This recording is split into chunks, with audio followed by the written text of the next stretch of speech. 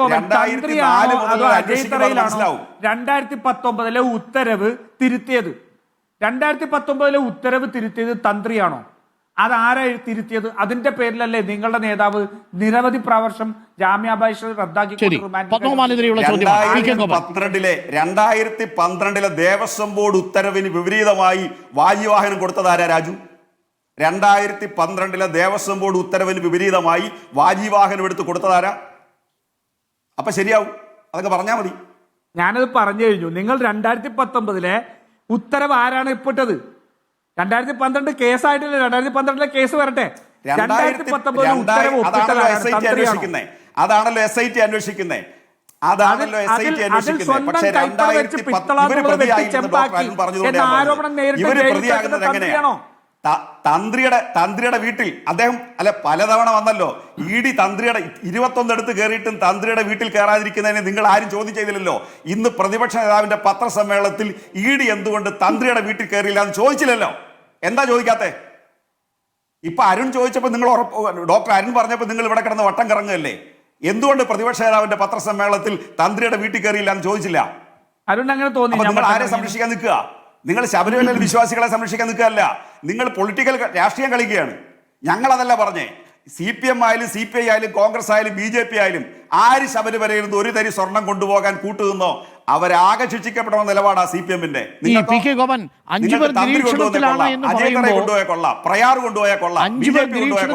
SIT പറയുമ്പോൾ വീണ്ടും ചങ്കിടിക്കുന്നുണ്ടോ CPM-ന്? അല്ല, അത് ആർക്കൊക്കെ ചങ്കിടിക്കുന്നുള്ളത് 998 മുതലുള്ള അന്വേഷണം നടത്തുമ്പോൾ ചങ്കിടിപ്പ് കൃത്യമാവും. അതുകൊണ്ടാണ് ഞങ്ങൾ വളരെ ആത്മവിശ്വാസത്തോടെ ഇരിക്കുന്നത്. ഇത് എവിടെ ചെന്ന് നിൽക്കുമെന്നുള്ളത് സാധാരണ അരിയാഹാരം കഴിക്കുന്നവർക്കെല്ലാം മനസ്സിലാവും.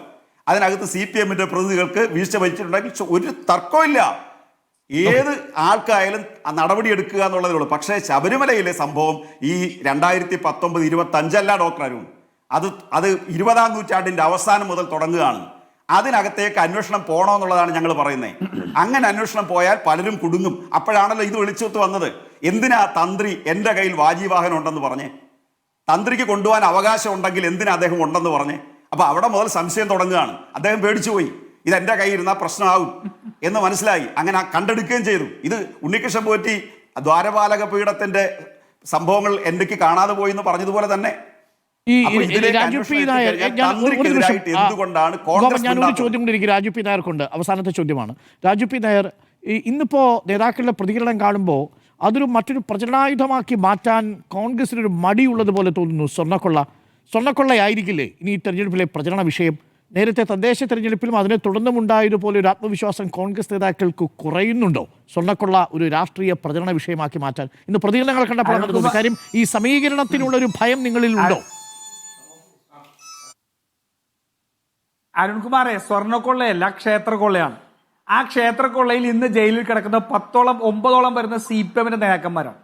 നിങ്ങൾ ആകെക്കൂടി വിജയകുമാറിനെയും പത്മകുമാറിനെയും ഒന്നും മാത്രം നോക്കരുത്. സുധീഷ് മുതൽ ബൈജു മുതൽ മുരാരി ബാബു മുതൽ എല്ലാം CPM-ന്റെ നേതാക്കന്മാരും CIT നേതാക്കന്മാരും ജയിലിൽ കിടക്കുക. ഞങ്ങൾക്ക് എന്തിനാ ആശങ്ക? എന്താശങ്ക? ഒരു കേസ് പോലും ഇല്ലാത്ത സംഭവം ഇവർ പറയുന്നത് എന്തിനു വേണ്ടിയിട്ടാണല്ലോ ജനങ്ങൾക്ക് കൃത്യമായിട്ട് അറിയാം. ഞങ്ങളെ സംബന്ധിച്ചിടത്തോളം ഞങ്ങൾ ഈ സർക്കാരിന്റെ വീഴ്ചകൾ കാണിക്കുമ്പോൾ ഏറ്റവും മുൻപന്തിയിൽ ശബരിമലയിലെ ക്ഷേത്രക്കൊള്ള ഉണ്ടാവും. പോറ്റിയെ കേറ്റി എന്നുള്ള പാട്ട് ഇനിയും പാടിക്കൊണ്ടിരിക്കും.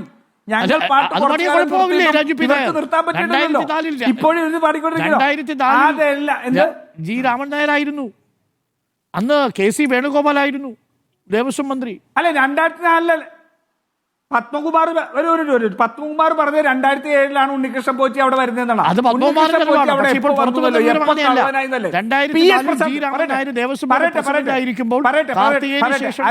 KC വേണുഗോപാൽ ദേവസ്വം മന്ത്രിയാകുന്ന സമയത്താണ്. 2007 നോക്കിയാലും അവിടെ ദേവസ്വം പ്രസിഡന്റ് രാമൻ നായരാണ്. അരുൺകുമാർ CPM-ൽ ചെല്ലുമ്പോൾ കള്ളന്മാരായി പോകുന്നൊരു പ്രതിഭാസമുണ്ട്. PS പ്രശാന്ത് കോൺഗ്രസിൽ ഉണ്ടായിരുന്ന സമയത്ത് KPC സെക്രട്ടറി ആയിരുന്നു. ഒരു പൈസയുടെ അഴിമതി ആരോപണം അദ്ദേഹത്തിനെതിരെ ഉണ്ടോ? ഏതെങ്കിലും കൊള്ളയുടെ ഭാഗമായിട്ടുണ്ടായിരുന്നോ? ഏതെങ്കിലും തട്ടിപ്പിന്റെ ഭാഗമായിട്ടുണ്ടോ? അയ്യപ്പന്റെ മുതൽ കട്ടു. അപ്പോ നല്ല മനുഷ്യരെ കള്ളനാക്കുന്ന പാർട്ടി CPM ആണ്. നല്ല മനുഷ്യർ ചിലപ്പോൾ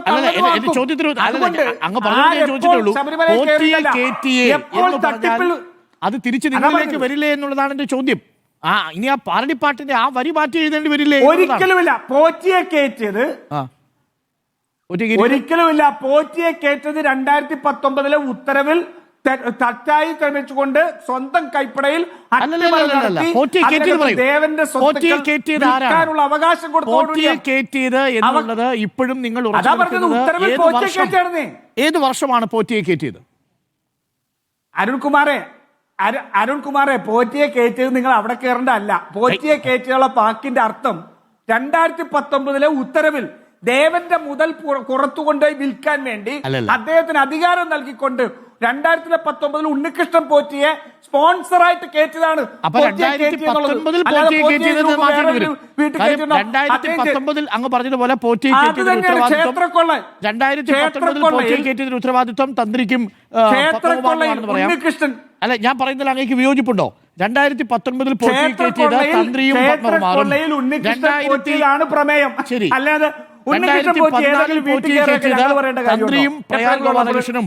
2007 പോറ്റിയെ കയറ്റിയത് തന്ത്രിയും രാമൻ നായരും. 2004 പോറ്റിയെ കയറ്റിയത് തന്ത്രിയും കെ സി വേണുഗോപാലിന്റെ ദേവസ്വം ബോർഡിന്റെ സമയത്ത് ഈ പറയുന്ന അന്നത്തെ രാമൻ നായരും. ഞാൻ ഇങ്ങനെ പറഞ്ഞാൽ തെറ്റുണ്ടോ? UDF ഭരണസമിതിയിലെ ദേവസ്വം ബോർഡിന്റെ പ്രസിഡന്റ് ഉണ്ണികൃഷ്ണൻ പോറ്റിയെക്കെതിരായിട്ടുള്ള കേസിന്റെ തീയതി എന്നാണ്. ഉണ്ണികൃഷ്ണൻ പോറ്റിക്കെതിരായിട്ടുള്ള കേസിന്റെ തീയതി ഞാൻ ഇന്നിപ്പോ ഇവിടെ ഇരിപ്പുണ്ട്. എന്റെ പേരിൽ ഒരു കേസും ഇല്ല. നാളെ ഈ ഞാൻ ഏതെങ്കിലും കേസിൽ പെട്ട് കഴിഞ്ഞാൽ എന്നെ കേട്ടത് അരുൺകുമാറാണെന്ന്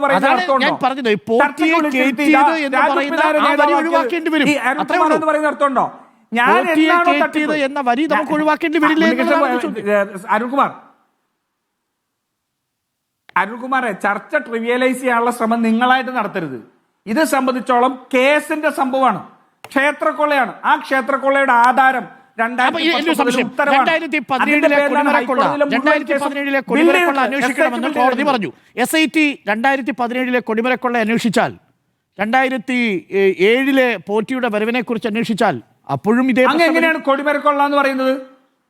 അല്ല, എങ്ങനെയാണ് കൊടിമരക്കൊള്ള എന്ന് പറയുന്നത്? എങ്ങനെയാ? രണ്ട് കാര്യങ്ങൾ. അങ്ങനെ കോടതി പറഞ്ഞിട്ടോ കൊടിമരക്കൊള്ളയാണെന്ന് പറഞ്ഞിട്ടുണ്ടോ? കൊടിമര ധ്വജപ്രതിഷ്ഠയുമായി ബന്ധപ്പെട്ട SIT ആവശ്യപ്പെട്ടിട്ടുണ്ട്. അതിലേക്കും അന്വേഷണം പോകണം. വാജിവാഹനത്തിൽ അത് കൊള്ളയാവുന്ന എങ്ങനെയാ? അതെങ്ങനെയാ അങ്ങ് കൊള്ളാന്ന് വായിച്ചത്? 100%. കൊള്ളയാണ്. അതിൽ നിന്ന് പണം പിരിച്ചിട്ടുണ്ടെങ്കിൽ കൊള്ളയാണ്.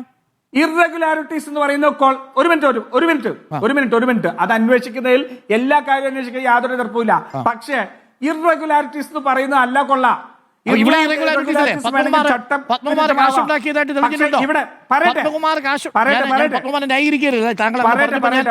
തിരിച്ചു ചോദിക്കുന്നതേ ഉള്ളൂ. പത്മകുമാർ എന്നൊരു ആക്ഷേപമുണ്ടോ? ഞാൻ ഒറ്റ കാര്യം പറയാം. ഉണ്ട്. കാരണം ഈ പറഞ്ഞ ധ്വജപ്രതിഷ്ഠയെ സംബന്ധിച്ച് ഞാൻ പറഞ്ഞുതരാം. 2010 ഈ പറഞ്ഞ ധ്വജപ്രതിഷ്ഠയെ കുറിച്ച് അന്വേഷിക്കണമെന്ന് ഇന്നലത്തെ SIT റിപ്പോർട്ടിനെ അന്വേഷിച്ച് ഹൈക്കോടതി പറഞ്ഞിട്ടുള്ള അവിടെ നിൽക്കട്ടെ. ഇറഗുലാരിറ്റീസ് മറ്റേ കേസിൽ എന്താ കോടതി പറഞ്ഞത്? വിൽഫുൾ ബയറിന് ഒറിജിനൽ ആയിട്ടുള്ള സാധനം സുഭാഷ് കപൂർ മാതൃകയിൽ കടത്തി എന്നിട്ട് ഡ്യൂപ്ലിക്കേറ്റ് സ്വർണ്ണ പൂശി അവിടെ കൊണ്ടേ വെച്ചു. എന്നിട്ട് 2019 ഈ കൊള്ള മറയ്ക്കുന്നതിന് വേണ്ടി 2025 ഇത് വീണ്ടും വിളിച്ചു വരുത്തിയ PS പ്രസാദിനെ എന്തുകൊണ്ട് നിങ്ങൾ നടപടിയെടുക്കുന്നില്ല എന്ന് ഹൈക്കോടതി വെച്ചാൽ അത് കൊള്ളയല്ലാതെ ചട്ടവിരുദ്ധമാണോ? കൊള്ളയാ പറഞ്ഞത്. ക്ഷേത്രക്കൊള്ള സുഭാഷ് കപൂറിന്റെ മാതൃകയിൽ നടത്തിയെന്ന് ഹൈക്കോടതി പറയുന്നുണ്ട്. അങ്ങ് ഇത് സമീകരിക്കാൻ നടക്കുക? ഞാൻ പറഞ്ഞില്ല. ഞാൻ പറഞ്ഞത് 2017 ക്ഷേത്ര കൊടിമര ധ്വജപ്രതിഷ്ഠയുമായി ബന്ധപ്പെട്ടൊരു കൊള്ള നടന്നിട്ടുണ്ടെന്ന് സംശയിച്ചാൽ അതിൽ എന്ത് തെറ്റെന്നാ എന്റെ ചോദ്യം. അതിലെ പണപ്പിരിവ് വ്യാപകമാണ് എന്നൊരു ആക്ഷേപമുണ്ട്. ഇപ്പോൾ വാജിവാഹനം കൈമാറിയത് തന്ത്രസമുച്ചയത്തിന്റെ ആശയത്തിന്റെ അടിസ്ഥാനത്തിലല്ലെന്നും ദേവസ്വം കമ്മീഷൻ ഉത്തരവ് ലംഘിച്ചാണെന്നും ആക്ഷേപമുണ്ട്. അത് അന്വേഷിക്കണമെന്ന് SIT പറയുന്നു. അങ്ങനെയാണെങ്കിൽ കൊടിമര പ്രതിഷ്ഠ നടന്നതിലും ഒരു കൊള്ളയുണ്ടോ എന്ന് പറഞ്ഞാൽ നമ്മൾ എന്തിനാണ് അതിനെ പ്രതിരോധിക്കുന്നത്? അന്വേഷിക്കട്ടെ, വരട്ടെ. ഞാൻ പ്രതിരോധിക്കുന്നില്ല. പക്ഷെ വസ്തുത മാത്രമാണ്. ഈ ധ്വജപ്രതിഷ്ഠയെ സംബന്ധിച്ച് അന്വേഷിക്കണം എന്നൊരു കോടതിയുടെ ഉത്തരവിൽ പറയുന്നതും അതേസമയം തന്നെ സുഭാഷ് കപൂറിന്റെ മാതൃകയിൽ അന്താരാഷ്ട്ര ക്ഷേത്രക്കൊള്ള സംഘം കോടതി പറഞ്ഞിട്ടുണ്ട്. താങ്കൾ പറഞ്ഞത് 100% ശരിയാണ്. അത് അമ്പലക്കൊള്ള മാത്രമല്ല വിശ്വാസക്കൊള്ളയാണ് എന്നുകൂടിയാണ് ഞാൻ പറയുക. താങ്കൾ പറഞ്ഞതിനും ഒരു അപ്പുറത്ത് ഞാൻ പറയും അതൊരു വിശ്വാസക്കൊള്ള കൂടിയാണ്. അത് പുറത്തു വരണം, അക്കാര്യത്തിൽ ഒരു സംശയമില്ല. ഞാൻ ഒന്ന് മധുമണി